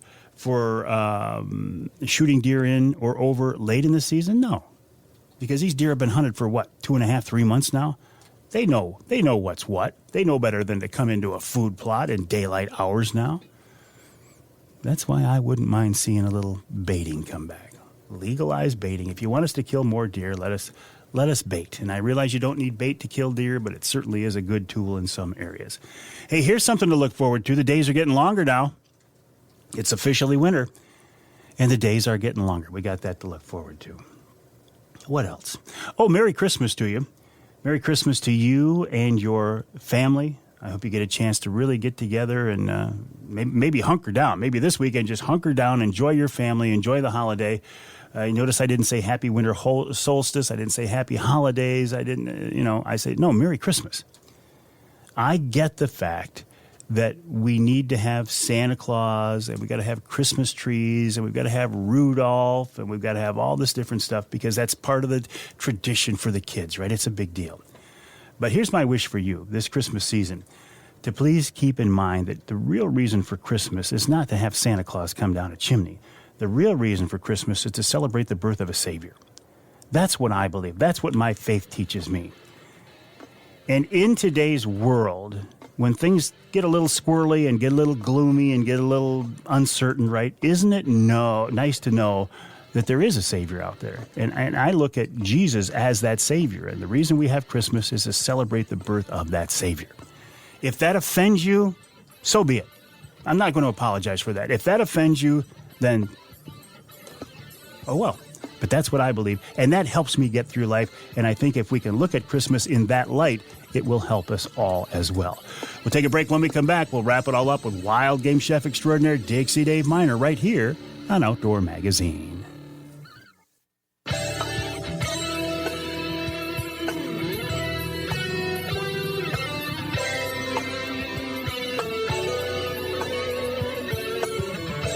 I want to thank you so much for joining us this week here on the Outdoor Magazine Show. Really do appreciate it. By the way, my name is Mike Avery. I'm here every week. There's a bad joke in there somewhere. But I do appreciate you being along with us. I welcome this opportunity to talk about the great outdoors here in the great state of Michigan, to talk about the history and tradition of hunting and fishing and shooting and trapping. And all of these things are wonderful, and they are rewarding, and they are wholesome and enjoyable just in themselves. Just by doing those activities, I think it helps us mentally and it helps us physically. But it's also nice once in a while to have a little bit of a reward at the end of those activities, whether it's fish or wild game, a little something to put in the freezer, a little something to put on the table. And I can't think about cooking fish or wild game without thinking about my friend, wild game chef extraordinaire Dixie Dave Minar, who for years and years and years has helped us wrap up each week's Outdoor Magazine, television show, and now the radio show as well. And guess what? He's here once again. Dixie Dave, welcome back. How you doing, buddy? Good. You make me feel like an old timer. Oh, well, we kind of both are, Dave. We kind of both are. I mean, I got a mirror. How have you been? Wonderful, wonderful. Merry Christmas to you, buddy. You too. Remember what the season's all about, everybody. I was just talking about that. Amen, brother. I was just talking about that. Absolutely. We tend to get kind of caught up in this other stuff, and it's good. It's good to think about why the season is really here. I know. What do you got for us, David? I'm thinking. How about a quick recipe? I've got a holiday venison roast, which is I've done it for a couple of our Christmas parties, and it's gone over like gangbusters. So you want a fully trimmed top round of venison. It could be 3 or up to 5 pounds. That would be a big one. Or you could do a half or a quarter of whatever suits your needs. And so you're going to need an injection syringe. You can get it at a restaurant supply place or Myers in their cooking section, Kroger. Or you can just go to the pharmacy and ask for a large needle because you're going to lard this or you're going to inject it. So you need a medium onion diced fine, 4 cloves of garlic diced fine, a bottle of razzmatazz schnapps, and red apple schnapps because you're going to inject that right into this meat and let it set overnight. So you need some olive oil, cornstarch. I like to use fresh rosemary twigs. Man, it makes this just really, really a nice flavor. And you need some fresh raspberries and an apple peeled, sliced pretty darn thin, and make sure you take the core out of the apple too. And about a half a stick of butter, melted down, maybe even a quarter stick, depends on how much you want to inject into this. I like to use apple smoking chips smoked overnight and fresh black pepper crushed. So you're going to use, say like a casserole or something. Set the meat in a casserole and take that syringe and inject a whole bunch, maybe an ounce and a half of each one of them schnapps in a pan. So you're going to be able to save it and you're going to marinate this overnight, okay? And then I would put some of that melted butter in there too. That's going to make this so juicy. You can't believe it. And then so after you get all of that injection done, you're going to put the garlic and the rosemary twigs and grind fresh black pepper all over. Press it in. Press that pepper in so it's going to stick to it. Refrigerate this overnight. And you might want to take some of that liquid that's going to drain back out and add that on the top of this meat so that it's going to get nice and marinated. Heat the barbecue to blistering hot. And you're going to set that twigs all around, or the smoking chips all around the outside edge of it.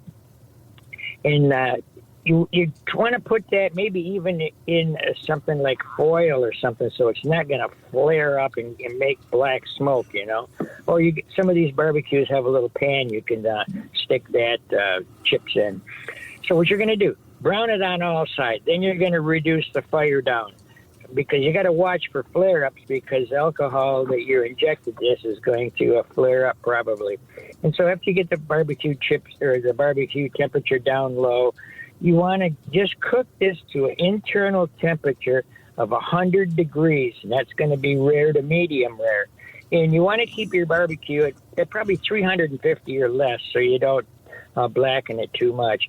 And so after you get it done to 100 degrees internally, take it out and just like loosely cover it with some foil and let it set anywhere from 8, 10, 12 minutes, something like that. And the juices are going to reconstitute all around in this meat and make it so that it's not going to bleed out immediately. So that's one of the important things to do, is let that set a little while. And so if you got liquid left, you want to add a little bit of water to it, put it on the stove, heat it up, thicken it up with some cornstarch, cook it for a little minute or two, maybe 5 minutes tops, simmered, and that's going to make the alcohol flavoring stay there, but the alcohol will go away, the harshness. Slice it across the grain, lay it on a nice plate, a pretty plate, put some of your berries and apple slices all around it for each of the diners. And then if you have any left over, makes a killer salad the next day. Use a raspberry dressing, and you can put the apples and the raspberries on top, and raspberry vinaigrette dressing. Killer. You get 2 nice meals out of this, if there's any left, of course. If there's any left. David, always a pleasure. We're out of time. We'll talk to you again next week. Wild Game Chef Extraordinaire Dixie Dave Minar. If you want to go to his restaurant, better hurry up, because it's New Year's Eve. New Year's Eve is the last night Oscar and Joey's will be open. My name is Mike Avery. The website is MikeAveryOutdoors.com. My email address is Mike@MikeAveryOutdoors.com. Don't hesitate to reach out to me. I hope you have a wonderful, wonderful Christmas. Merry Christmas to you and your family. And we'll talk to you next time right here on Outdoor Magazine.